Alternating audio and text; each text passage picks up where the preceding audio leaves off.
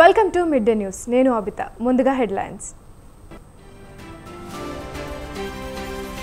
కేంద్రంలో మంత్రివర్గ కూర్పుపై బీజేపీ కసరత్తు. జేపీ నడ్డా నివాసంలో బీజేపీ నేతల భేటీ.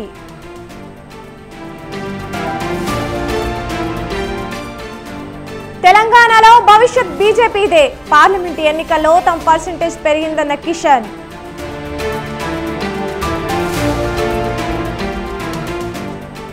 కాసేపట్లో టీడీపీ ఎంపీలతో చంద్రబాబు సమావేశం. పలు కీలక అంశాలపై చర్చ.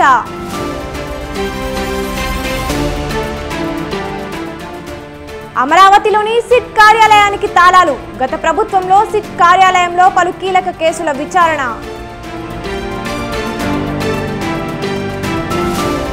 నటి హేమపై చర్యలకు రంగం సిద్ధం. మా అసోసియేషన్ నుంచి సస్పెండ్ చేసే అవకాశం.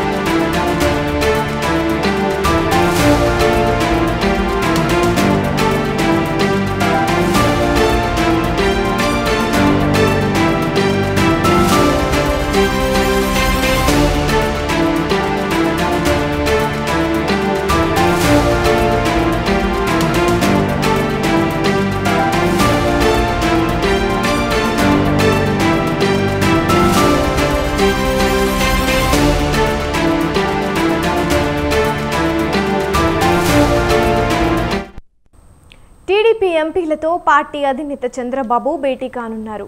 రేపు మరోసారి ఎన్డీఏ సమావేశంలో పాల్గొనేందుకు చంద్రబాబు ఢిల్లీకి వెళ్తున్నారు. కేంద్ర మంత్రివర్గ కూర్పుపై చర్చించనున్న నేపథ్యంలో పార్టీ ఎంపీలతో చంద్రబాబు సమావేశం కానున్నారు. ఉండవల్లిలో నివాసానికి రావాలని వారికి సూచించారు.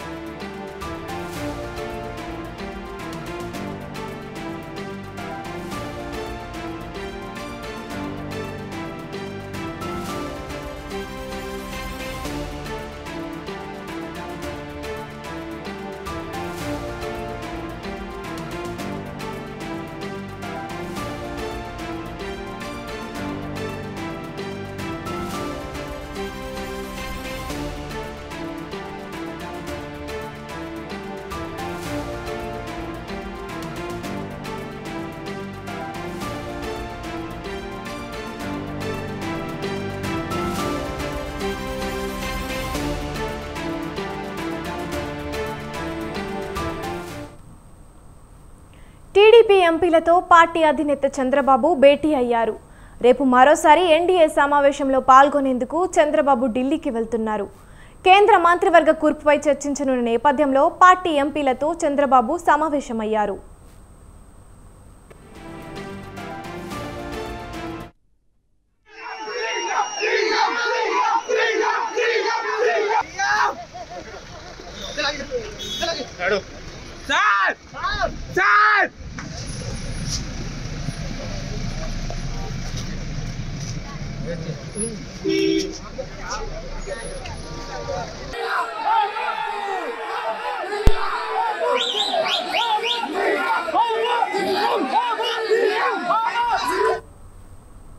మోదీ ప్రమాణ స్వీకారానికి హాజరు కావాలని ఇప్పటికే టీడీపీ ఎంపీలకు ఆహ్వానాలు అందాయి. లోక్సభ ఎన్నికల్లో టీడీపీ 16 ఎంపీ స్థానాలు గెలుచుకొని ఎన్డీఏ కూటమిలో కీలకంగా మారింది. మరోవైపు చంద్రబాబు ఇంటి వద్ద భద్రత పెంచారు. 2 గుంటూరు జిల్లా ఎస్పీల ఆధ్వర్యంలో భద్రతా చర్యలు చేపట్టారు. చంద్రబాబును కలిసేందుకు ఎమ్మెల్యేలు, ఎంపీలు, అధికారులు తరలివస్తున్నారు.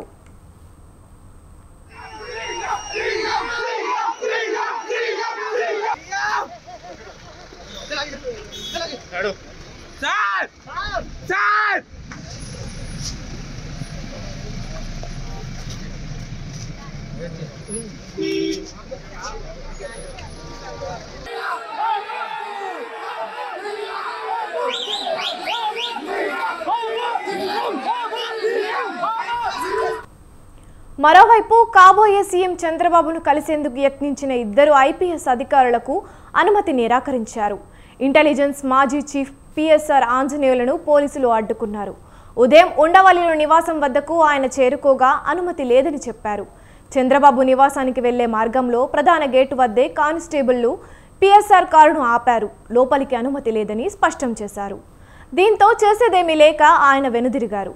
ఎన్నికల విధుల్లో అవకతవకలకు పాల్పడ్డారని పిఎస్ఆర్ ఆంజనేయులను ఈసీ తప్పించింది.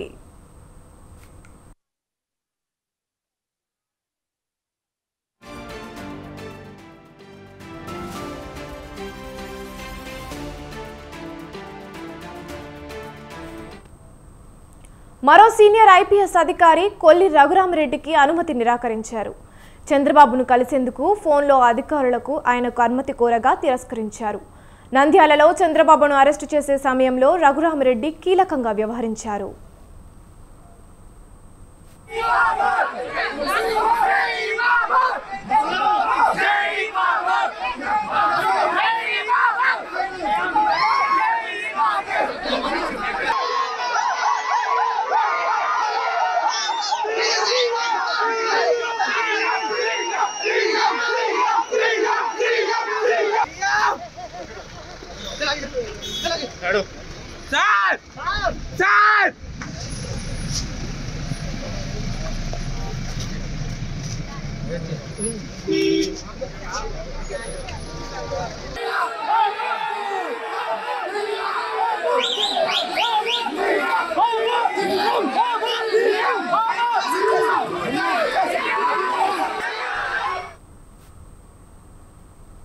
లోక్సభ ఎన్నికల్లో తెలంగాణలో బీజేపీ బలం పెరిగిందన్నారు కేంద్ర మంత్రి కిషన్ రెడ్డి. తెలంగాణ ప్రజలు బీజేపీని కోరుకుంటున్నారని, ఈ ఎన్నికల్లో బీజేపీకి ఓటింగ్ శాతం పెరిగిందని తెలిపారు. రాష్ట్రంలో 8 సీట్లు గెలిచామన్నారు. ఎంపీ ఎన్నికల్లో బీఆర్ఎస్ పత్తా లేకుండా పోయిందన్నారు. చాలా చోట్ల బీఆర్ఎస్కు డిపాజిట్లు రాలేదని చెప్పుకొచ్చారు. సీఎం సొంత నియోజకవర్గంలో కూడా బీజేపీ గెలిచిందని, తెలంగాణలో భవిష్యత్తు అంతా బీజేపీదే అని కిషన్ రెడ్డి స్పష్టం చేశారు. ఎన్నికల్లో ఎక్కడైతే కాంగ్రెస్ పార్టీ గెలిచినటువంటి అసెంబ్లీ స్థానాలలో కూడా మరి ఓటింగ్ పర్సెంటేజీ కాంగ్రెస్కి తగ్గింది. కాంగ్రెస్కి వేసినటువంటి ఓట్లు మరి ఈ ఎన్నికల్లో అనేక స్థానాల్లో భారతీయ జనతా పార్టీకి అసెంబ్లీలలో తీసినట్లయితే బీజేపీకి బలం పెరిగింది. కాంగ్రెస్ను మరొక దిక్కు బీఆర్ఎస్ను కాదని భారతీయ జనతా పార్టీ పట్ల విశ్వాసం చూపడము, భారతీయ జనతా పార్టీని ఆదరించడము, భారతీయ జనతా పార్టీకి అండగా నిలబడము ఈరోజు తెలంగాణలో ప్రారంభమైందని చెప్పి మాట్లాడుతూ ఉన్నాం. ఎన్నికలు భారతీయ జనతా పార్టీ బలపడడానికి తెలంగాణలో ఒక ఆరంభం మాత్రమే. ఈరోజు తెలంగాణలో భవిష్యత్తు భారతీయ జనతా పార్టీదే అనేటువంటి విశ్వాసం ఈరోజు అన్ని వర్గాల ప్రజల్లో విద్యావంతులు, మేధావులు, కవులు, కళాకారులు కూడా వ్యక్తం చేస్తూ ఉన్నారు. వారి అంచనాలకు అనుగుణంగానే గత 10 సంవత్సరాలలో నరేంద్ర మోడీ గారి నేతృత్వంలో సుమారు 10 లక్షల కోట్ల రూపాయల అనేక రకాల అభివృద్ధి కార్యక్రమాలు కానీ, సంక్షేమ కార్యక్రమాలు కానీ తెలంగాణ రాష్ట్రంలో కేంద్ర ప్రభుత్వం ఖర్చు చేయడం జరిగింది. దేశ ప్రజలు మరోసారి మోదీకి జై కొట్టారని అన్నారు. లోక్సభ ఎన్నికల్లో కాంగ్రెస్ తప్పుడు ప్రచారం చేసిందన్నారు కిషన్ రెడ్డి. బీజేపీ గెలిస్తే బడుగు బలహీన వర్గాలకు అన్యాయం జరుగుతుందని అబద్ధపు ప్రచారం కాంగ్రెస్ చేసిందన్నారు. అయినా దేశ ప్రజలు మరోసారి అధికారం ఇచ్చారన్నారు. రానున్న రోజుల్లో తెలంగాణ ప్రజల ఆకాంక్షలకు అనుగుణంగా బీజేపీ పనిచేస్తుందన్నారు కిషన్ రెడ్డి. మేము 8 సీట్లలో గెలిచాము, మరొక 6-7 సీట్లలో సెకండ్ ప్లేస్లో వచ్చాము. ముఖ్యంగా ముఖ్యమంత్రి గారి అసెంబ్లీ కొడంగల్ ఉన్నటువంటి పార్లమెంట్ కాన్స్టిట్యున్సీని కూడా ఈరోజు భారతీయ జనతా పార్టీ గెలుచుకోవడం జరిగింది. ముఖ్యమంత్రి గారు ఆ జిల్లాలో అనేక రకాల బెదిరింపులు, మా అభ్యర్థి డీకే అరుణ గారి పైన వ్యక్తిగతమైనటువంటి అన్పార్లమెంటరీ లాంగ్వేజ్తో ఆమెను విమర్శించడము, అనేక రకాల కోట్లాది రూపాయలు ఖర్చు పెట్టడము, అధికార దుర్వినియోగానికి పాల్పడము, భారతీయ జనతా పార్టీ కార్యకర్తలను బెదిరించడము, ఇవన్నీ చేసినప్పటికీ కూడా మరి ఆయన సొంత జిల్లా, ఆయన సొంత అసెంబ్లీ ఉన్నటువంటి పార్లమెంట్ కాన్స్టిట్యున్సీలో కాంగ్రెస్ పార్టీని ఓడించి ప్రజలు భారతీయ జనతా పార్టీకి పట్టం కట్టడం జరిగింది.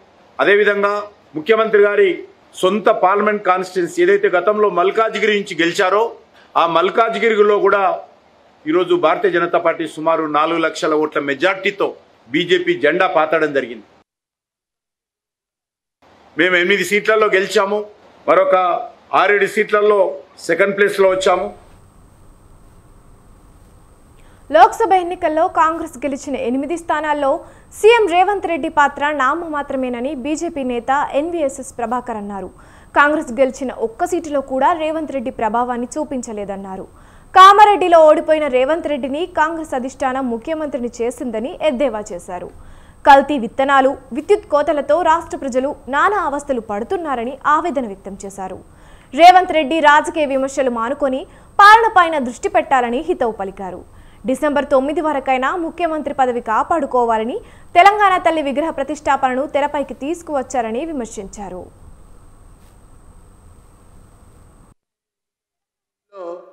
కామారెడ్డి నుంచి ఓడిపోయినటువంటి వ్యక్తి ముఖ్యమంత్రి అయ్యాడు.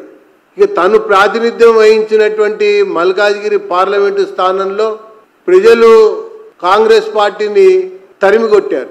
ఇక తన సొంత జిల్లా ప్రతిష్టాత్మకమైనటువంటి మహబూబ్నగర్ జిల్లాలో కాంగ్రెస్ పార్టీని ఓడగొట్టారు.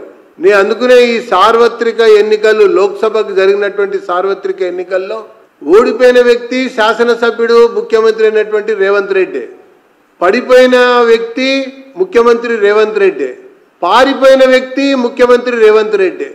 ఇక పోతే కాంగ్రెస్ పార్టీ 8 స్థానాలు గెలిచింది.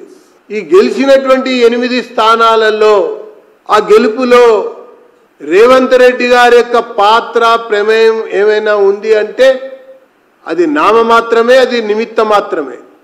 శాసనసభ ఎన్నికల సమయంలో కామారెడ్డి నుంచి శ్రీరాముడి జన్మభూమిలో ఆయనకు దివ్యమందిరం నిర్మించి రామభక్తుల దశాబ్దాల కలను నెరవేర్చింది బీజేపీ. కేంద్రంలో వరుసగా 10 ఏళ్లు అధికారం రూపంలో వచ్చిన అవకాశంతో దివ్య రామ మందిరాన్ని నిర్మించింది. ఎన్నో దశాబ్దాలుగా ఉన్న సమస్యను పరిష్కరించింది. ఎన్నికలకు ముందు జనవరిలో బాలరాముని ప్రాణప్రతిష్ఠ వేడుకలను అట్టహాసంగా నిర్వహించింది. దేశమంతా పండగ వాతావరణం సృష్టించింది. ఇందుకోసం కమలనాథులు తీవ్రంగా శ్రమించారు. చివరకు రామభక్తుల కలను నెరవేర్చారు. భక్తుల దర్శనార్థం ఆలయ ద్వారాలు తెరిచారు. అయితే ఇంత చేసిన బీజేపీని ఎన్నికల్లో ఘోరంగా ఓడించారు అక్కడి ఓటర్లు.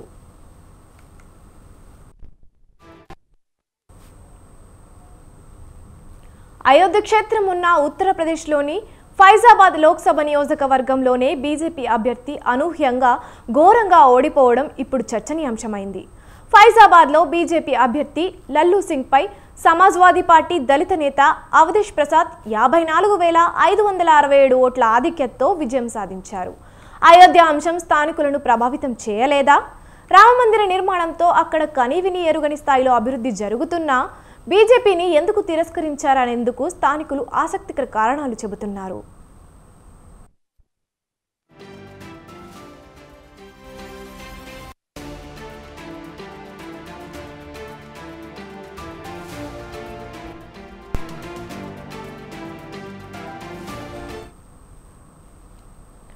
అయోధ్యలో అభివృద్ధి పేరిట విమానాశ్రయం, రహదారుల కోసం చేస్తున్న భూసేకరణపై స్థానికులు తీవ్ర అసంతృప్తితో ఉన్నారు. గొప్ప ఆలయం నిర్మించడం మంచిదే, కానీ తమ భూములను లాక్కుంటే ఎలా బతికేదంటూ వారు ప్రశ్నిస్తున్నారు. భూములకు సరైన నష్టపరిహారం కూడా ఇవ్వడం లేదని ఆగ్రహంగా ఉన్నారు. భూములను తీసుకున్నందుకు అయోధ్యలో దుకాణాలు కేటాయిస్తామని, ప్రభుత్వం ఇచ్చిన హామీ కూడా నెరవేరలేదని చెబుతున్నారు.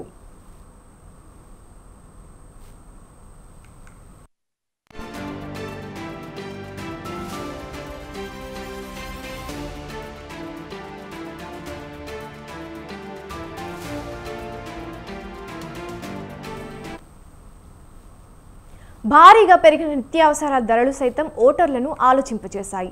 స్థానిక యువతను నిరుద్యోగం వేధిస్తోంది. పైగా రాష్ట్ర ప్రభుత్వ ఉద్యోగాల భర్తీ కోసం నిర్వహించిన పోటీ పరీక్షల పేపర్ లీకేజీ కావడంతో యువత మండిపడుతోంది. వరుసగా 2 సార్లు ఎంపీగా గెలిచిన లల్లు సింగ్ ఫైజాబాద్ అయోధ్య ప్రగతికి ప్రత్యేకంగా చేసిందేమీ లేదని, పైగా రామమందిరం పేరిట తన తప్పులను కప్పిపుచ్చుకునేందుకు ప్రయత్నించారనే అపవాదు ఉంది. అందుకే ఇప్పటికే 2 సార్లు గెలిచిన లల్లు సింగ్ను స్థానికులు 3వ కంగు తినిపించారు.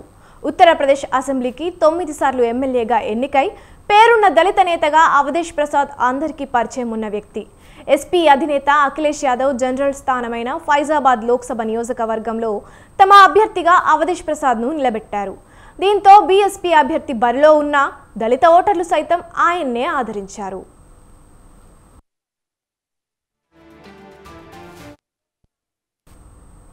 ఈసారి లోక్సభ ఎన్నికల్లో బీజేపీకి 400 సీట్లు వస్తే రాజ్యాంగాన్ని మార్చేస్తామని ప్రకటించిన నేతల్లో లల్లు సింగ్ కూడా ఉన్నారు. ఈ దుందుడుకు చర్య స్థానిక దళిత మైనారిటీ ఓటర్లకు ఆగ్రహం తెప్పించింది. వెరసి ఇవన్నీ రామజన్మభూమిలో కమలనాథులను కంగు తినిపించాయి.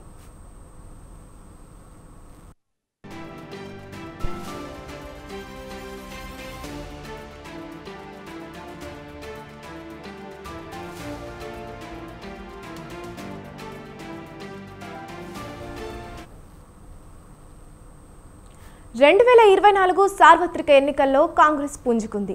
ఈ ఎన్నికల్లో మెరుగైన పనితీరు కనబరిచిన హస్తం పార్టీ అనేక చోట్ల అధికార బీజేపీకి గట్టి పోటీ ఇచ్చింది. అగ్రనేత రాహుల్ గాంధీ వయనాడ్తో పాటు రాయ్బరేలీ లోక్సభ స్థానాల నుంచి 3 లక్షలకు పైగా మెజార్టీతో విజయం సాధించారు. దీంతో ఆయన ఏదో ఒక స్థానానికే ప్రాతినిధ్యం వహించాల్సి ఉంటుంది. ఈ నేపథ్యంలో కుటుంబ కంచుకోటగా ఉన్న రాయ్బరేలీకి పరిమితమవుతారా లేక ఆపన్న హస్తం అందించిన వయనాడ్ నుంచే కొనసాగుతారా అనే విషయంపై ఆసక్తి నెలకొంది.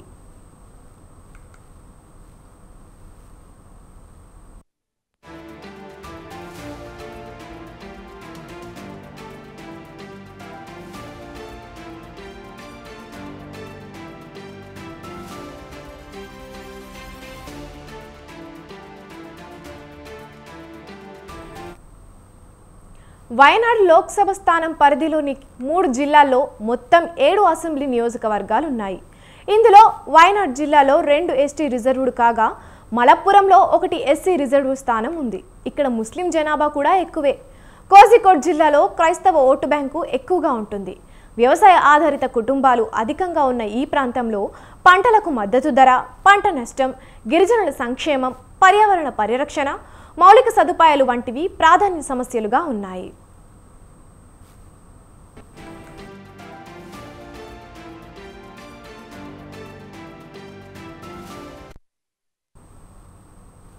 కాంగ్రెస్ నేతృత్వంలోని యూడీఎఫ్ ఇక్కడ బలంగా ఉండటంతో పాటు జాతీయ స్థాయిలో విపక్ష కూటమి తరపున ప్రధానమంత్రి అభ్యర్థి రాహుల్ అయ్యే అవకాశాలున్నాయంటూ స్థానిక కాంగ్రెస్ శ్రేణులు ప్రచారం చేశాయి.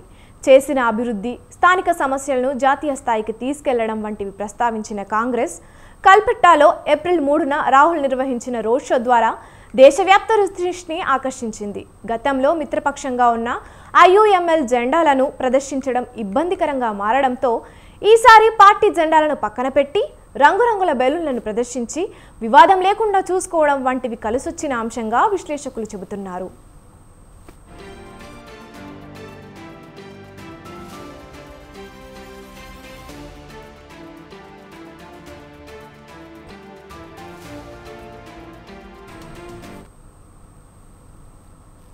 బీజేపీ, వామపక్ష పార్టీ బలమైన అభ్యర్థులను రంగంలోకి దింపాయి.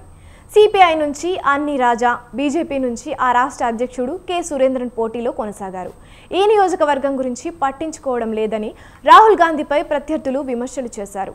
ఒకవేళ ఉత్తరాది నుంచి పోటీ చేసి గెలిస్తే ఆయన రాయ్బరేలీకి వెళ్లిపోతారని కాషాయ పార్టీ ప్రచారం చేసింది.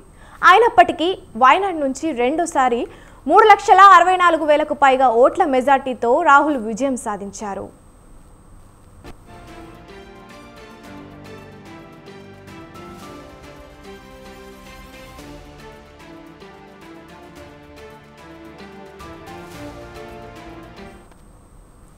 రాయ్బరేలీ గత కొన్ని దశాబ్దాలుగా కాంగ్రెస్కు కంచుకోటగా కొనసాగుతోంది.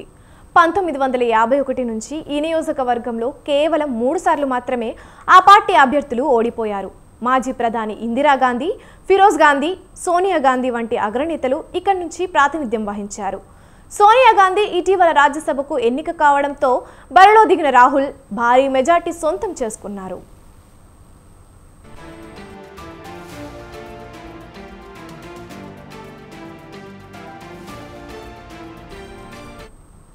రాహుల్ రాయ్బరేలీని వదులుకుంటే అక్కడి నుంచి ప్రియాంక గాంధీ పోటీ చేసే అవకాశాలు కనిపిస్తున్నాయి. ఈ వ్యూహంతోనే ఆమెను సార్వత్రిక ఎన్నికల్లో వేరే చోట నుంచి బరిలో దింపలేదనే వాదన ఉంది. ఇదే విషయాన్ని ఎన్నికలకు ముందు పరోక్షంగా ప్రస్తావించిన ఆ పార్టీ సీనియర్ నేత జయరాం రమేష్, ప్రియాంక దేశవ్యాప్తంగా ప్రచారం చేస్తూ మోదీ అసత్యాలను ఎండగడుతున్నదనేందుకు ప్రస్తుత ఎన్నికల్లో పోటీలో ఊహించలేదని అన్నారు. ఎక్కడైనా ఉప ఎన్నిక ద్వారా ఆమె పార్లమెంటుకు వెళ్లవచ్చని జోస్యం చెప్పడం చూస్తుంటే అది రాయ్బరేలీ కావచ్చనే ఊహాగానాలు వినిపిస్తున్నాయి.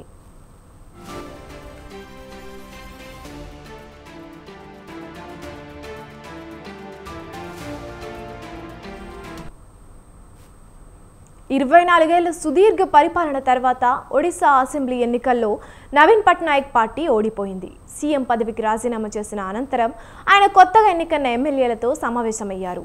24 ఏళ్ల కిందట తాను తొలిసారిగా సీఎంగా రాష్ట్ర పగ్గాలు చేపట్టినప్పుడు ఒడిశా జనాభాలో 70% మంది ప్రజలు పేదరికంలో ఉండేవారని చెప్పారు. ప్రస్తుతం రాష్ట్రంలో పేదరికం 10%కి తగ్గిపోయిందని ఆయన గుర్తు చేశారు.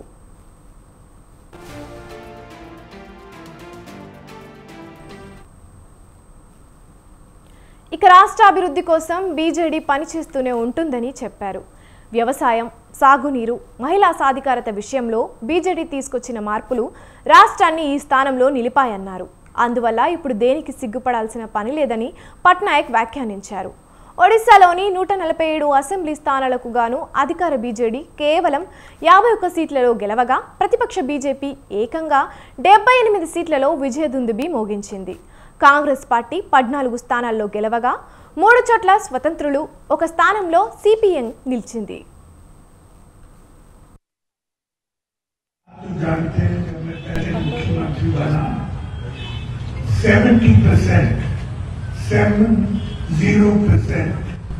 उड़ीसा के लोग पॉवर्टी लाइन के नीचे थे, अब 10% की नए।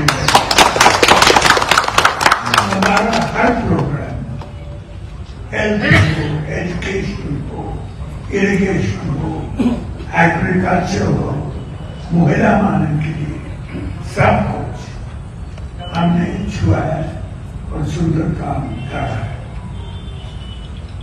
हमने कुछ भी शर्म नहीं होनी चाहिए हमारे 24 साल की सरकार के बारे में। हमने पूरा मेहनत किया है उड़ीसा के लोग। భారత సార్వత్రిక ఎన్నికల ఫలితాలపై ప్రపంచంలోని ప్రముఖ పత్రికలు స్పందించాయి. లోక్సభ ఎన్నికల్లో బీజేపీ స్పష్టమైన ఆధిక్యం సాధించినప్పటికీ ప్రధాని మోదీ మూడోసారి అధికారాన్ని కొనసాగించేందుకు సిద్ధంగా ఉన్నారంటూ అమెరికా మీడియా సంస్థ ది వాల్ స్ట్రీట్ జర్నల్ కథనం పేర్కొంది. మోదీ ప్రభంజనానికి బ్రేకులు పడ్డాయని న్యూయార్క్ టైమ్స్ అభిప్రాయపడింది. ఎన్నికల ఫలితాలు మోదీని, ఆయన పార్టీని దిగ్భ్రమకు గురి చేశాయని CNN పేర్కొంది. ఈ ఎన్నికల్లో తిరుగులేని మెజార్టీని సాధించలేకపోయారని తన కథనంలో విశ్లేషించింది. భారత ఓటర్లు మోదీని మందలించారని వాషింగ్టన్ పోస్టు పేర్కొంది. హిందుత్వవాదులకు ఎదురుదెబ్బ తగిలిందని తెలిపింది. మోదీ మెజార్టీ కోల్పోయారని బ్రిటన్ మీడియా సంస్థ ది గార్డియన్ అభిప్రాయపడింది. అధికారాన్ని నిలబెట్టుకోవాలంటే భాగస్వామ్య పక్షాల మద్దతు అవసరమని తెలిపింది.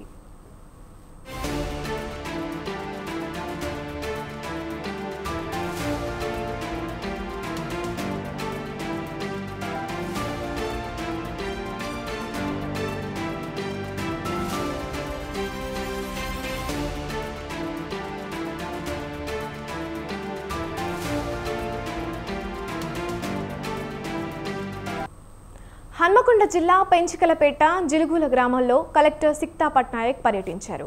ఈ నేపథ్యంలోనే ఆయన అమ్మ దర్శన పాఠశాల పనులు పరిశీలించి సిబ్బందిపై ఆగ్రహం వ్యక్తం చేశారు.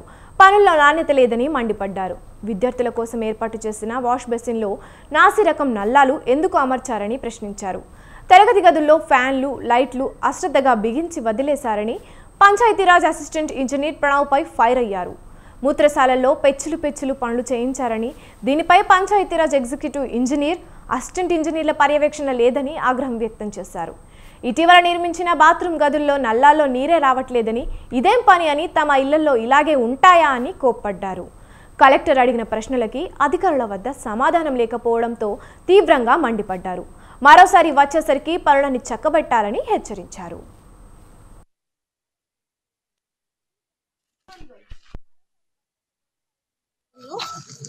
పెంచుకల్పేట్ తర్వాత జిలుగుల విలేజెస్ ఇవి 2 గ్రామాల్లో ఇన్స్పెక్షన్ చేయడం జరిగింది.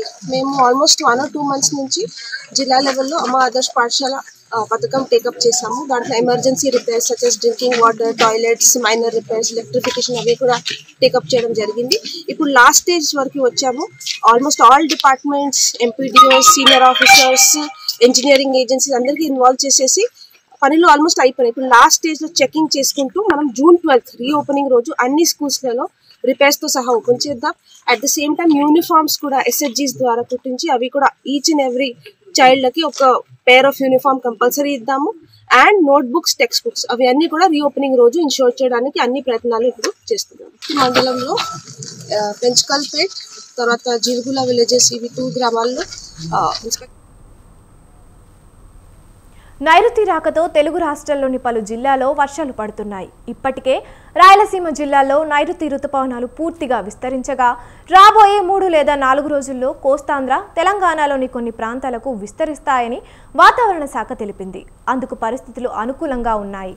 రాయలసీమ పరిసర ప్రాంతాల్లో రాబోయే 3 రోజుల్లో తేలికపాటి నుంచి భారీ వర్షాలు కురుస్తాయని వాతావరణ శాఖ అధికారులు అంచనా వేస్తున్నారు. కొన్ని జిల్లాల్లో వర్షాలతో పాటు పిడుగులు పడే అవకాశం ఉందని విపత్తుల నిర్వహణ సంస్థ తెలిపింది. ప్రజలు జాగ్రత్తగా ఉండాలని సూచించారు.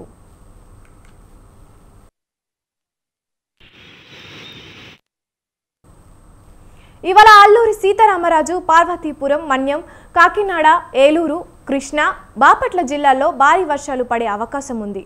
మిగిలిన జిల్లాల్లో తేలికపాటి నుంచి ఓ మోస్తారు వానలు పడతాయని అంచనా వేస్తున్నారు. రేపు పార్వతీపురం, మన్యం, అల్లూరి సీతారామరాజు, పశ్చిమ గోదావరి, ఏలూరు, కృష్ణా, ఎన్టీఆర్, గుంటూరు, బాపట్ల, పల్నాడు, ప్రకాశం, నెల్లూరు, చిత్తూరు, తిరుపతి, నంద్యాల, శ్రీ సత్యసాయి, కడప, అన్నమయ్య జిల్లాల్లో 1-2 చోట్ల తేలికపాటి వర్షాలకు అవకాశం ఉంది.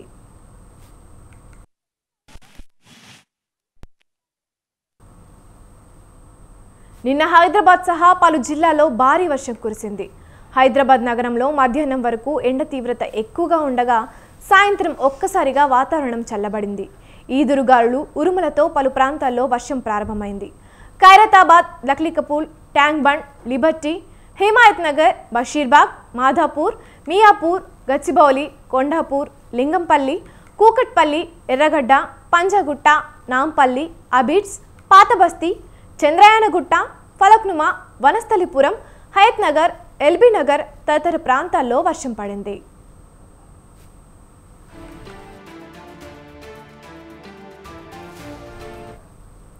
మరోవైపు సంగారెడ్డి జిల్లాలోని ఏకధాటిగా కుండపోత వాన కురిసింది. సంగారెడ్డి, పోతిరెడ్డిపల్లి, కంది, పటాన్చెరు, మామిడిపల్లిలో వర్షం పడింది. యాదాద్రి భువనగిరి జిల్లాలో యాదాద్రి దేవాలయం పరిసర ప్రాంతాల్లో ఈదురుగాలులతో కూడిన వర్షం కురిసింది. కాసేపు వడగండ్లు కూడా పడ్డాయి.